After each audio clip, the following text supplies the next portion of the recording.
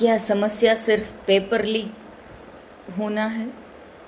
क्या paper leak होना बंद हो जाएंगे तो भारत का जो युवा है वो 100% प्रॉपर तरीके से सक्षम हो जाएगा? आजकल बहुत ट्रेंड में ये चीज़ें चली। ऑलरेडी उसका जो है राज्यसभा में पेपर लीक बिल पूरी एजुकेशन सिस्टम और पेपर सिस्टम जो है पेपर मैनेजमेंट सिस्टम के ऊपर पूरा बिल पास हो गया है और उसके ऊपर एक्शन भी ले लिया गया। काफ़ी सारे उसके ऊपर जो है स्ट्रिक्ट एक्शन लगाए गए, पेनल्टीज लगाई गई, जेल व्यवस्था की गई। मगर क्या आपको लगता है कि सिर्फ पेपर लीक होना बंद हो जाएगा तो भारत का पूरा यूथ जो है वो उतना सक्षम हो जाएगा? मुझे ये चीज़ बिल्कुल थोड़ी ऐसी लग रही है कि जैसे सोनम वांगचुक जी को हमने सभी ने सपोर्ट किया कि उन्होंने यूथ के लिए एक बेड़ा उठाया और गवर्नमेंट को ये सारी चीज़ें रिप्रेजेंट की और गवर्नमेंट ने भी कहीं ना कहीं ये चीज़ें अप्लाई की। मगर सिर्फ इतनी सी चीज़ों से ये सॉल्यूशन जो है नहीं आने वाला है। और यस, नमस्कार, मैं हूँ कृष्णा और आप देख रहे हैं मेरे साथ कृष्णा डिजिटल मार्केटिंग एकेडमी। हमारी जो पूरी की पूरी एजुकेशन सिस्टम है, मेन जो प्रॉब्लम है उसमें है क्योंकि आजकल जो एजुकेशन सिस्टम है तो वो पूरा रट्टा मारने की प्रोसेस है, एग्जामिनेशन क्रैक करने की प्रोसेस है, सिर्फ याद रखने वाली प्रोसेस है। ना कोई प्रैक्टिकलिटी है, ना सामने में कोई ऐसा प्लेसमेंट है, ना एम्प्लॉयमेंट जनरेट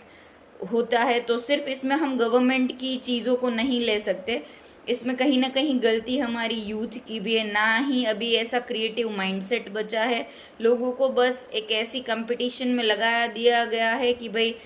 आज बहुत सारे बच्चे जो है अलग अलग स्ट्रीम से, जैसे किसी ने डॉक्टरी की है, किसी ने इंजीनियरिंग की है, फिर भी वो क्लास 3 के लिए एग्ज़ाम की प्रिपरेशन करते हुए कोई जीपीएससी का तो कुछ भी पता नहीं है, नहीं कोई प्रॉपर गाइडलाइंस है, कोई भी ऐसी सिस्टम नहीं है। तो पूरा का पूरा जो बदलाव हमें चाहिए वो हमें चाहिए पूरी एजुकेशन सिस्टम में, जिसमें कुछ प्रैक्टिकलिटी होनी चाहिए। टाइम टू टाइम छोटे बच्चों से लेके उनका जो अपब्रिंगिंग है स्कूल लेवल पे कैसे है उसका पूरा पैटर्न सेट होना चाहिए। आज भी काफ़ी सारे जो प्राइवेट स्कूल्स है, जैसे प्री स्कूल के टाइम में, तो वो लोग अपना मार्केटिंग ऐसे करते हैं कि जापान की ये सिस्टम है, जर्मनी की ये सिस्टम है। तो इंडिया का ऐसा कोई सिस्टम क्यों नहीं है कि बच्चा जब प्री स्कूल में से हो,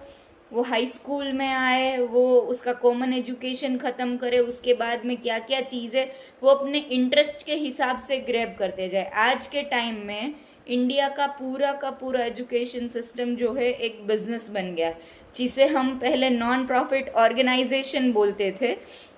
आज के ड्यूरेशन में ये बहुत दुख की बात है कि यही सारे ऑर्गेनाइजेशन जो है वो सबसे ज़्यादा प्रॉफिट कर रहे हैं और कहीं ना कहीं उनके प्रॉफिट करने के बावजूद भी बच्चे जो है प्रॉपर तरीके से अपने आप को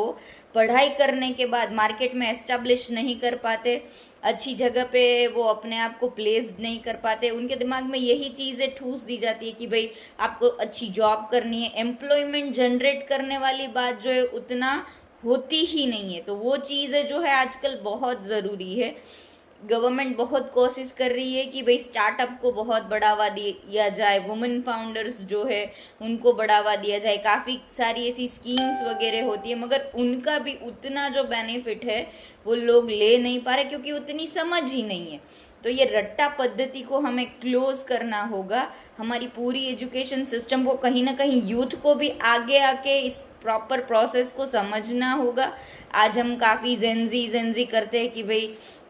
मुझे पढ़ने का शौक है, तो मैंने एक डॉक्टर थे जो अपने ब्लॉग में उन्होंने अपने बच्चों के बारे में लिखा था कि जेंजी जो है वो बहुत क्लियर है कि उनको लाइफ से कुछ इतना चाहिए नहीं, उनको अपनी मौज में जीना है। और मैं खुश हूँ कि मेरे बच्चे उतने क्रिस्टल क्लियर है, उनकी लाइफ में उतना कोई गोल वगैरह है नहीं। मगर एज अ पेरेंट्स हमारी ये रिस्पॉन्सिबिलिटी है, भले ही हम उनको प्रमोट करें, उनको वो फ्रीडम दे, वो सारी चीज़ें। मगर जैसे मोदी जी का ये वीडियो आया कि भाई उस तरीके की हरकत वहाँ पे, और आजकल ऐसी ऐसी हरकतों में लोग आगे बढ़ रहे हैं, खास करके हाई स्कूल से बाद वाले बच्चे जो अपने तरीके से लाइफ को जीना चाहते, कुछ भी बोलने के बाद उनको वाइब आती है कि भाई नहीं मैं तो बहुत कूल लग रहा हूँ, अच्छे तरीके से बातचीत नहीं करते, डिसरिस्पेक्ट वे में हर एक चीज़ को मजाक में लेते हैं, तो कहीं ना कहीं हमारे जो इंडिया का अपब्रिंगिंग सिस्टम है, हमारा जो कल्चर है, ये सारी चीज़ें जो है ये शोभा नहीं देती। और फिर बाद में हम बच्चों से बुलवाते हैं कि भाई आप माफ़ी मांग लो, और इसका कोई मतलब नहीं बनता जब तक आपको जेन्युइन सिचुएशन के बारे में पता नहीं है। तो ये चीज़ें सही में जो उन्होंने बोला कि भाई बच्चे गुमराह हो रहे, और कहीं ना कहीं किसी भी कंट्री का जो यूथ होता है वो सबसे ज़्यादा इम्पोर्टेंट होता है किसी देश के रेजिंग पैनल में जाने के लिए। और आज इतनी सारी मेहनत करने के बाद आज इंडिया जो है कहीं ना कहीं एक लेवल पे पूरे वर्ल्ड वाइड अपना एक स्टेज एस्टेब्लिश कर चुका है। तो आज ये हम यूथ की रिस्पॉन्सिबिलिटी है कि हमें अच्छे से अच्छे इन चीज़ों को संभाल के रखना है, आगे लेके जाना है, और हमारे देश के लिए अपना भी कंट्रीब्यूशन देना है। हम कितनी भी अच्छी वाइब में रहे, अच्छे अच्छे चीज़ों के लिए, जैसे हम नाइट आउट्स है, ये सारी ये चीज़ें गलत नहीं है, मगर इसे आप सही तरीके से, काफ़ी सारे ऐसे यूथ है कि जैसे भजन जैसी चीज़ों को अलग तरीके से लेते हैं। कैफेस वगैरह में जब नाइट आउट्स होते हैं तो उसमें जैसे पुराने कल्चर में भजन होते थे, उसमें नए कल्चर में वो लोग ये सारी प्रोसेस को कंप्लीट करते हैं, मगर करते ज़रूर है। तो ऐसी चीज़ों को प्रमोट कीजिए, उसमें इन होइए, हमारी कल्चर को प्रमोट कीजिए, क्योंकि आजकल फॉरेन कंट्रीज भी, आप सभी को पता होगा कि काफ़ी सारी चीज़ें हमसे कॉपी करके करते हैं, और हम काफ़ी बार ये हिस्ट्री दोहराते हैं कि लोग हमारा कल्चर लेके जा रहे हैं और हम उनका कल्चर लेके पूरा का पूरा अपने आप को भ्रष्ट कर रहे हैं। तो ये हमारी रिस्पॉन्सिबिलिटी है। और इसी पूरे टॉपिक को खास मैंने आपके साथ इसीलिए शेयर किया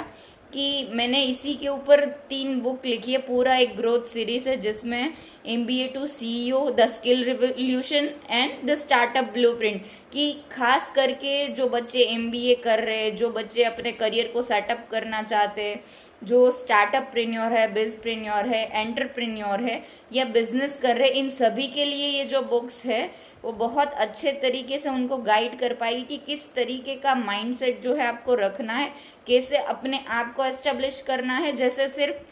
हमारा जॉब वाला रवैया ना हो, लोगों पे डिपेंडेंट रहने वाला रवैया ना हो, हम एम्प्लॉयमेंट जनरेट करें, हम लोगों की जिम्मेदारी लेना सीखें, और सबसे पहले हम अपनी जिम्मेदारी लेना सीखें, अपने आप को एस्टैब्लिश करें, अपना माइंडसेट कैसे डेवलप करें। ये सारी चीज़ों में आपको बहुत हेल्प होगी। तो ये Amazon, फ्लिपकार्ट, एवेंशेप अब स्टोर, और ये पेपरबैक और ई-बुक दोनों वर्जन में अवेलेबल है। तो आपको जिस भी तरीके से अच्छा लगता है पढ़ना, अगर आप पढ़ते हो तो ये बुक जो है वो ज़रूर से ऑर्डर करना, लिंक मैं डिस्क्रिप्शन में दे दूंगी। मगर मेरी बातें खास करके याद रखना, इंडिया हमारा कंट्री है और हमारी भी उतनी ही रिस्पॉन्सिबिलिटीज़ है, क्योंकि हम यूथ है और यूथ इस कंट्री को बहुत आगे लेके जा सकता है।